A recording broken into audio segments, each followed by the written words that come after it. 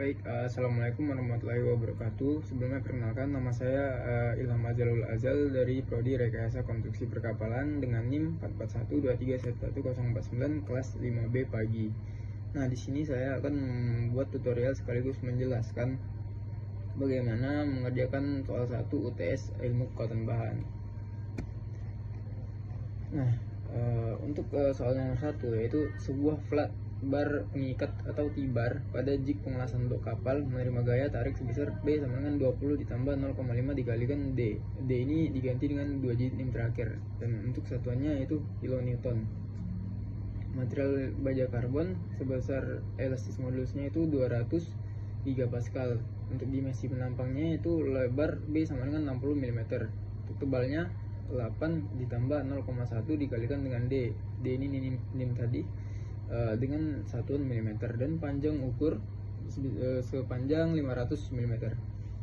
Nah, untuk pertanyaannya yaitu tegangan normal rata-rata, regangan normal rata-rata, pertambahan panjang segi 3L, dan yang terakhir apakah kondisinya aman jika tegangan izin galangan ditetapkan 140 MPa. Nah, untuk aman atau tidaknya ini kita harus menghitungnya dulu agar kita tahu berapa tegangan yang didapatkan. Nah, dari data yang kita dapatkan yaitu D atau NIM saya 49, 2 digit yang terakhir yaitu 49. Nah, sedangkan P nya itu 0,5 nya ini dikalikan dengan NIM terlebih dahulu menjadi 2,24,5 ditambah dengan 20 jadi 44,5 kilonewton diubah menjadi newton jadi 44.500. Nah, untuk elastis modulusnya itu 200 gigapascal. Ini diubah menjadi megapascal jadi 200.000 megapascal. Untuk lebarnya itu 60 mm, tebalnya ini harus dikalikan dengan min dulu, 0,1 dikalikan 49 jadi 4,9. Jadi 4,9 ditambah 8 sama dengan 12,9 mm. Untuk panjangnya yaitu 500 mm dan tegangan izin yang ditetapkan tadi yaitu 140 megapascal. Nah, kita langsung saja masuk ke tahap perhitungannya. Untuk tahap perhitungannya itu kita harus mendapatkan nilai A dulu atau nilai luas penampangnya. Untuk rumus luas penampang yaitu lebar dikalikan dengan tebal. Itu lebar tadi 60 dikali tebal 12,9. Ini yang sudah dikalikan dengan NIM. Nah, ini hasilnya yaitu 774 mm kuadrat. Nah, kita sudah mendapatkan luas penampang, kita langsung masuk ke tegangan normal rata-rata. Untuk rumus tegangan normal rata-ratanya itu P dibagi dengan A, gaya tarik dibagi dengan luas penampang, yaitu 44.500 dibagi dengan 774 sama dengan 57,4 sekian megapascal. Nah, jadi ini kita bulatkan jadi 57,5 megapascal. Selanjutnya kita sudah mendapatkan rata-rata tegangannya itu masuk ke regangan normal rata-rata. Untuk rumus regangan normal rata-rata yaitu tegangan dibagi dengan elastis modulus. Nah, tadi tegangannya itu 57,5 dibagi dengan 200.000 megapascal sama dengan 0,00028 sekian. Jadi untuk kita tahu berapa persen regangan yang didapat, kita kalikan saja 100% menjadi 0,028%. Jadi regangan yang didapatnya itu sekitar 0,028%. Nah, ini untuk notasi ilmiah dari hasilnya tadi. Kita lanjut ke mencari pertambahan panjangnya, itu untuk rumusnya regangan dikalikan dengan lebar. Untuk regangan yang kita dapatkan tadi itu 2,88 dikalikan 10 min pangkat min 4. Nah, ini untuk ini kita ubah dulu menjadi yang awal tadi agar gampang dihitungnya. Itu ini dia, langsung dikalikan 500 jadi hasilnya itu 0,144 mm. Nah, jadi kita sudah mendapatkan nilai tegangan, regangan, pertambahan panjangnya. Nah, untuk pertanyaan terakhir yaitu aman atau tidak. Jadi sebelum itu kita harus tahu dulu apa itu tegangan engine atau allowable stress. Jadi tegangan engine ini adalah tegangan maksimum yang diizinkan untuk digunakan dalam desain. Jadi ini aman karena tegangan yang terjadi lebih kecil dari tegangan engine yang ditetapkan. Tegangan yang kita dapatkan yaitu 57,5 MPa. Sedangkan tegangan engine yang ditetapkan yaitu 140 MPa. Kenapa aman? Karena margin ketahanan terhadap yield sangat besar dan juga regangan sangat kecil, sebesar 0,028%. Jadi ini masih di dalam zona elastis. Agar lebih jelas kita akan mempraktekannya di SolidWorks. Sebelum itu kita ganti ke 1 mm. Ke sketch, ambil front, center rectangle agar cepat. Smart dimension tadi panjangnya itu 500 mm, lebarnya 60 mm, dan tebalnya tadi, tebal yang kita dapatkan tadi itu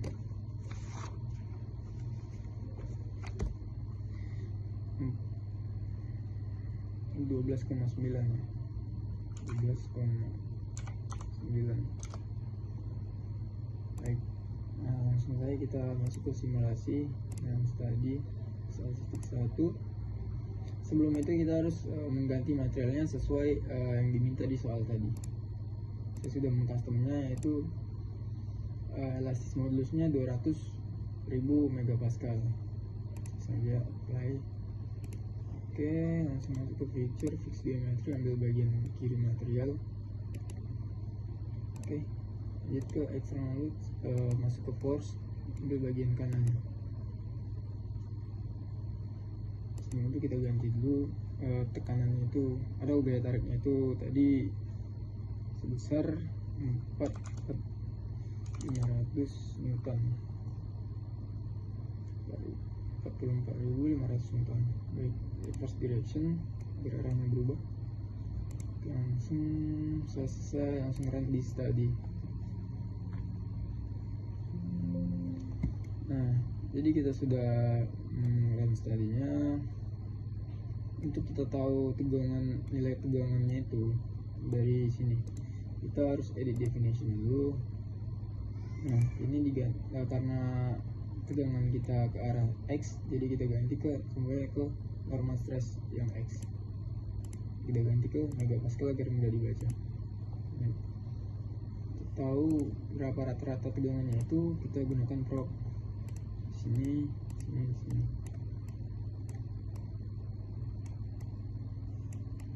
Jadi untuk tegangan rata-ratanya itu 5,749 E ditambah 0,1. Nah, ini adalah notasi ilmiah dari ini notasinya dari 57,5. Hanya saja di garis tadi kan kita bulatkan, hasilnya itu 57,493. Ini sama. Jadi dalam notasi ilmiahnya itu seperti di SolidWorks ini. Nah, kita lanjut mencari nilai regangan. Untuk itu show ID definition seperti tadi. Kita setting ke regangannya ke arah X. Oke. Photos prop. Jadi untuk regangannya yaitu 2,875 dikurang min 0,4 min 4. Jadi untuk regangan yang kita dapatkan tadi yaitu 2,88 dikali 10 pangkat min 4. Nah, ini sama, hanya saja di SolidWorks dia memakai dalam notasi ilmiah. Jadi sesuai dengan yang kita hitung di kertas tadi, lanjut kita mencari persamaan panjangnya. Show edit definition terlebih dahulu. Di sini untuk persamaan panjang kita menggunakan URIS.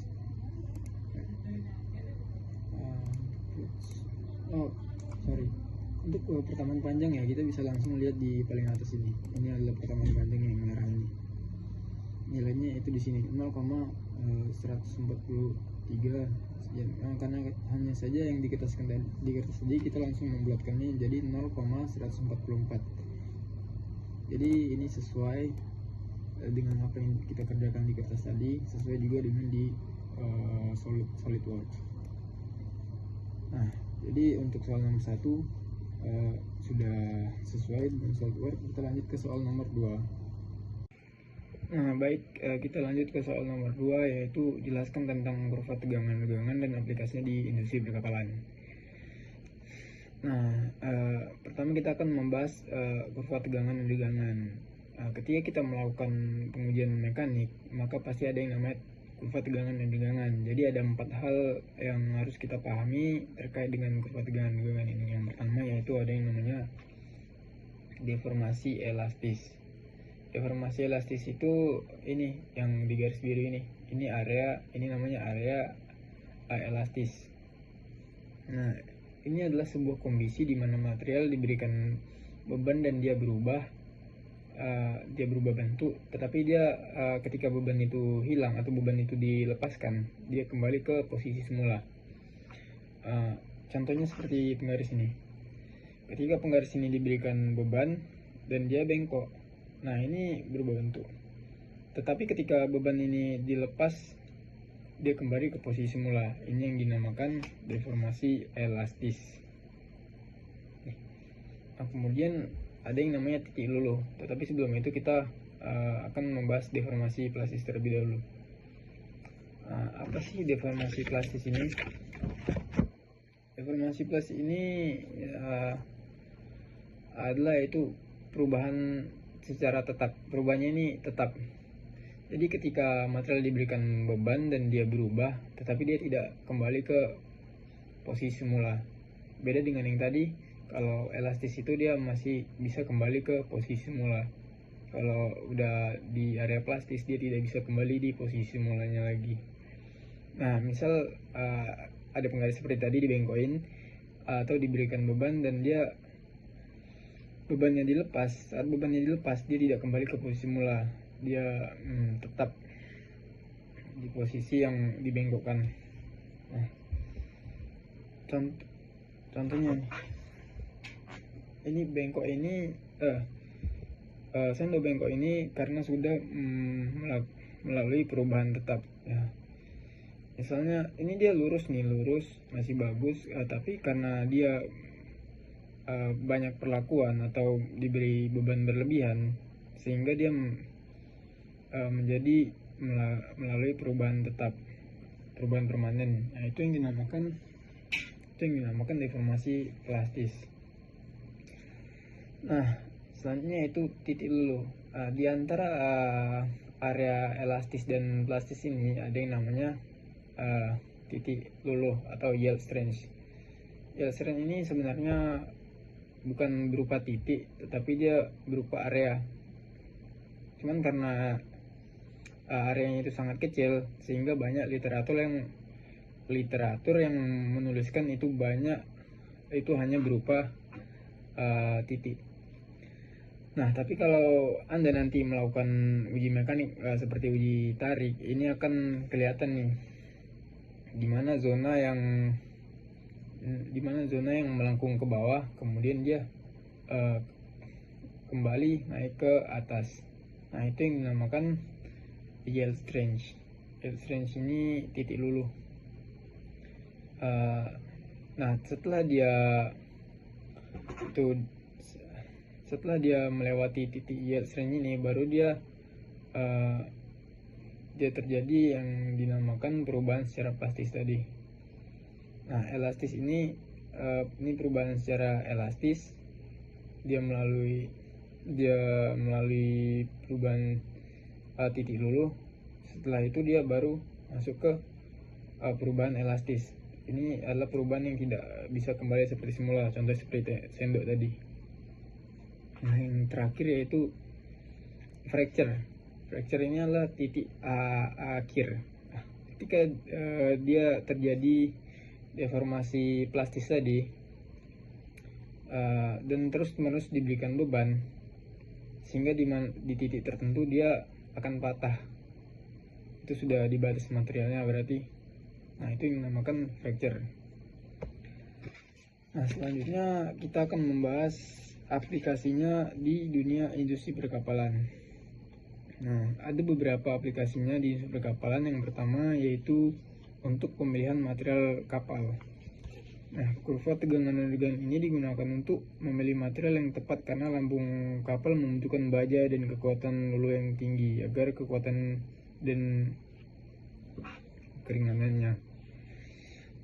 Selanjutnya itu sambungan-sambungan struktural memerlukan material yang ulet untuk menyerap energi mekanik, khususnya energi deformasi yang diserap material ketika mengalami beban kejut, benturan atau pembebanan dinamis. Nah, yang kedua yaitu desain struktur pada kapal. Di dalam desain struktur,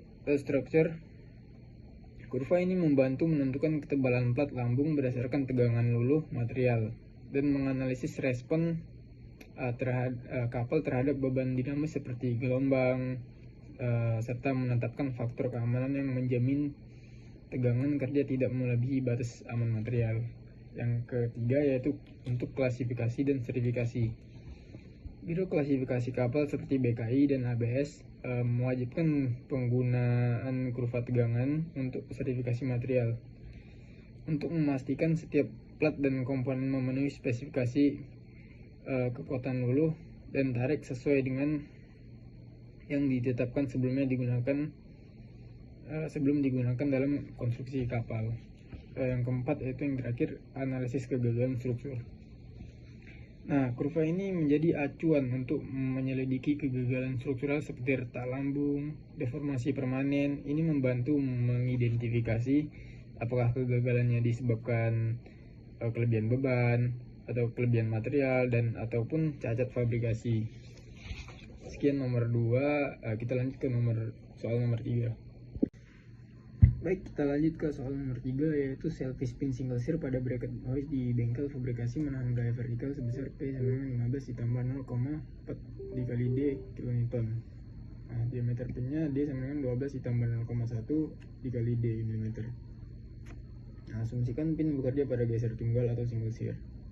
Sifat material baja pinnya sama dengan elastis modulusnya 200 GPa, rasio Poissonnya itu sama dengan 0,29. Nah, ambil G sama dengan E dibagi 2 ditambah Nu. Jadi yang diminta yaitu tegangan rata-rata pin, dan yang terakhir bagaimana kondisinya aman atau tidak jika tegangan geser izin bengkel ditetapkan 100 MPa. Dari data yang kita dapatkan yaitu D sama dengan 49, karena 49 ini ada digit yang terakhir saya. Nah, jadi gaya vertikalnya kita hitung terlebih dahulu yaitu 15 ditambah 0,4 dikali 49, jadinya 19,6 ditambah dengan 15, hasilnya itu 34,6 kilonewton, diubah menjadi newton menjadi 34.600. Selanjutnya itu diameter pin. Untuk diameter pin juga 12 ditambah 0,1 dikalikan dengan 49, hasilnya itu 4,9. 45,9 ditambah 12 sama dengan 16,9 mm. Nah, untuk elastis modulusnya itu 200 GPa. Ini harus dijadikan menjadi megapascal terlebih dahulu. Jadi 200.000 megapascal. Nah, Nu atau Poisson ratio-nya itu 0,29. Tegangan izin yang tadi ditetapkan 100 MPa. Jadi kita langsung masuk ke angka perhitungannya. Untuk angka perhitungannya yang pertama kita harus mencari modulus gesernya atau G. Sesuai yang diperintahkan tadi yaitu G E dibagi 2 ditambah 1 ditambah 6.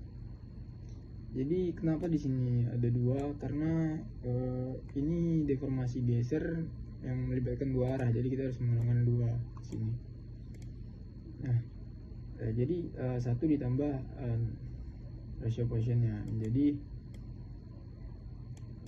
hasilnya 1,29 dikali 2 menjadi 2,58 dibagi 200.000 menjadi 77.519 megapascal. Nah, kita sudah mendapatkan modulus gesernya, selanjutnya kita menghitung luas menampang gesernya. Sebenarnya kenapa saya di sini tidak menggunakan faktor biasanya ini seperti A atau tegangan yang biasa, faktor biasa, karena di sini untuk menandakan ini adalah luas penampang geser, bukan luas penampang normal atau tegangan normal. Jadi kita lanjut untuk mencari luas penampangnya. Rumusnya itu kita memakai rumus untuk menghitung luas lingkaran, yaitu Pi dikali D diameter kuadrat dibagi P. Jadi diameter yang kita dapatkan tadi yaitu 16,9 pangkat 2 menjadi 285,61. Nah, ini dikali dengan Pi.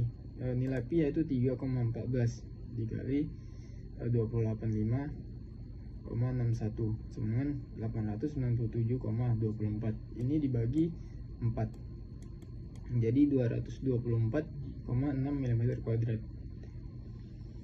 Nah, kita sudah mendapatkan luas penampangnya, yaitu kita lanjut menghitung tegangan geser rata-ratanya. Untuk tegangan geser rata-rata rumusnya itu P dibagi A.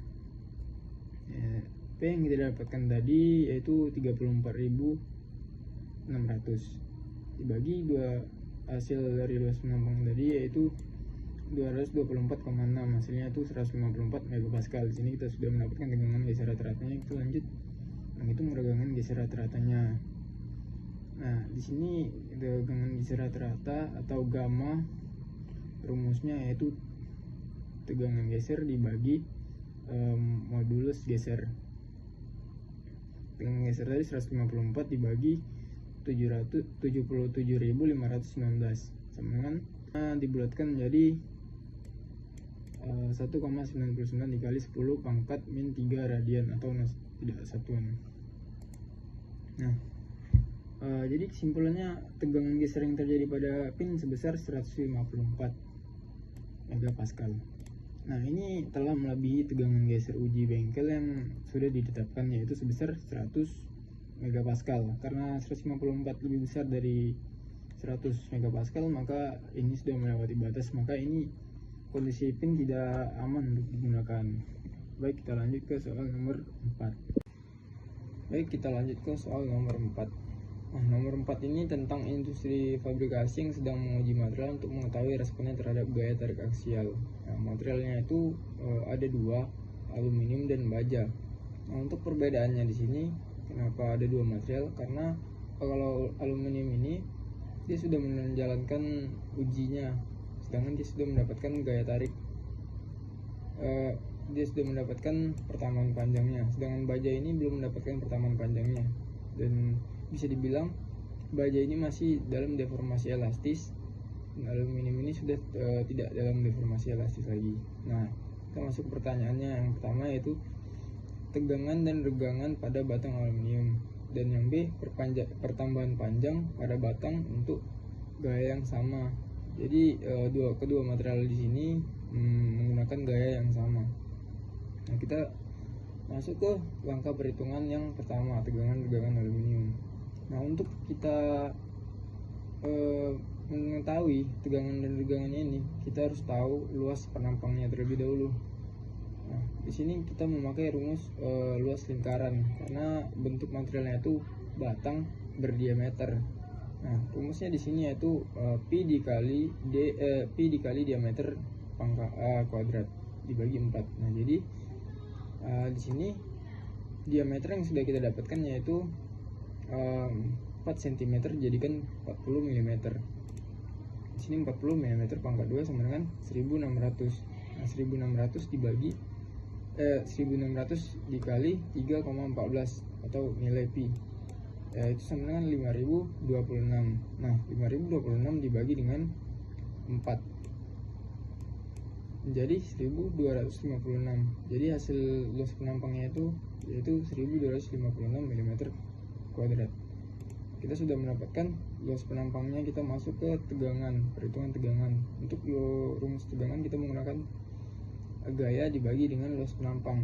Nah, gaya tadi yaitu 40 kN, kita jadikan Newton menjadi 40.000 Newton.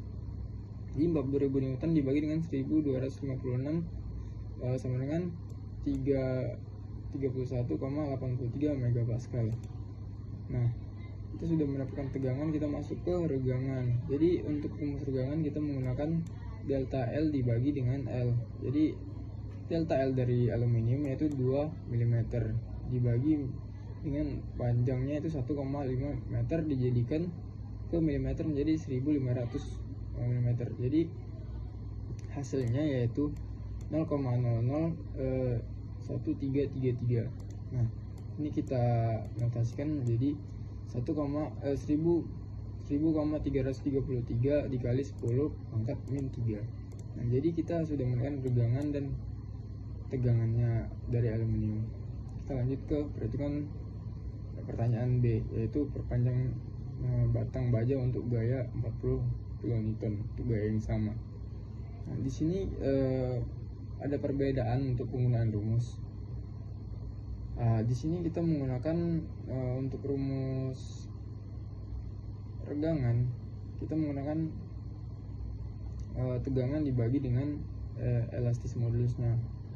Sedangkan untuk regangan di soal A yaitu kita menggunakan delta L dibagi dengan L. Kenapa? Karena di A ini kita sudah mendapatkan nilai pertambahan panjangnya yaitu 2 mm. Sedangkan di baja kita belum mendapatkan nilai pertambahan panjangnya. Jadi kita menggunakan rumus yang delta L sama dengan regangan dikali dengan elastis regangan dikali dengan panjangnya. Jadi untuk kita mendapatkan nilai delta L kita harus mendapatkan nilai regangannya. Jadi untuk kita masuk aja ke perhitungannya, yaitu tegangan yang ada di baja ini sama dengan tegangan yang ada di aluminium, karena nilai dari gaya dan plus perampangnya itu sama. Jadi kita langsung menggunakan nilai dari tegangan dari aluminium yaitu 31,83 megapascal. Nah, kita masuk ke regangan. Regangannya itu rumusnya itu tegangan dibagi dengan elastis modulus. Nah, tegangan yang kita dapatkan 31,83 dibagi dengan 200.000 megapascal. Jadi hasilnya itu 0,00015915. Jadi baja hanya mengalami regangan sebesar 0,0159% karena modulus elastis baja itu lebih besar daripada aluminium. Nah, kita langsung masuk ke untuk perhitungan pertamaan panjangnya. Nah, pertamaan panjangnya itu rumusnya itu regangan dikali dengan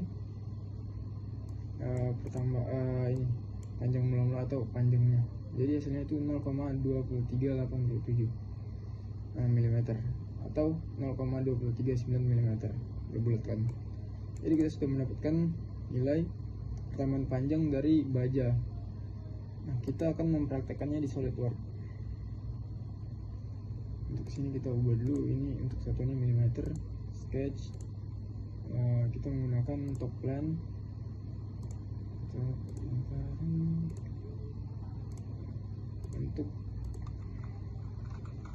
Untuk diameternya itu 40 mm.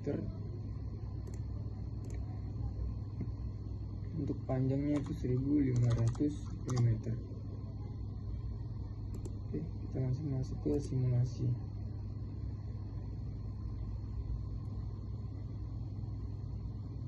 Nah, untuk simulasi ini kita harus menggunakan material ASTM A36 steel. Ini karena ini sudah sama elastis modulusnya sesuai dengan baja, jadi kita langsung menggunakannya saja. Feature fix geometry, kita ambil bagian bawah dari material.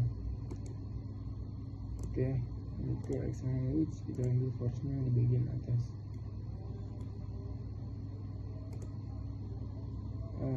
Reverse direction. Nah, untuk gayanya ini tadi kan 40.000.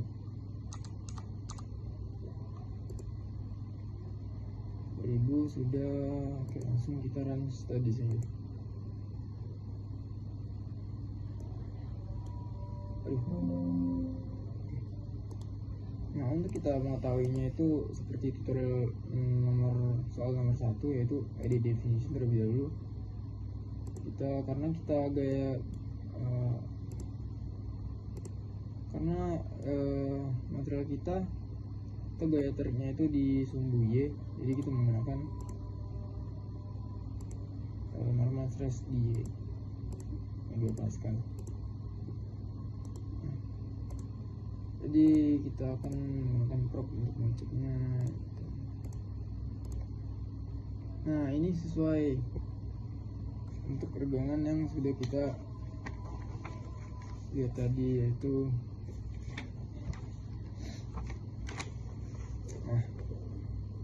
untuk tegangan yang kita dapatkan yaitu 3184 E tambah 0,01. Nah, ini sama dengan tegangan yang kita dapatkan 31,83 megapascal. Jadi kita lanjut ke regangannya. Regangannya sama, di definition dulu. Normal stress Y, oke. Fluctuous probe. Nah, di sini kita mendapatkan 1592 E min 04. Nah, ini juga sama untuk regangan yang kita dapatkan tadi, yaitu 0,00015915. Ini hanya bentuk notasinya saja. Baik, kita lanjut ke yang terakhir, yaitu pertambahan panjang dari aluminium, dari material baja ini. Jadi untuk ini kita menggunakan Eurus. Oke, sudah. Nah, pertambahan panjang ini bisa kita lihat dari yang paling atas ini, itu 0,238. Ini sesuai dengan yang sudah kita cari, yaitu 0,238, sangat sesuai. Nah, kita bulatkan jadi 0,239. Di sini kita sudah mendapatkan pertambahan panjang dari SolidWorks-nya, jadi sesuai untuk perhitungan yang kita gunakan juga di kertas. Jadi sekian dari saya UTS ilmu kekuatan bahan ini. Lebih kurangnya saya mohon maaf. Assalamualaikum warahmatullahi wabarakatuh.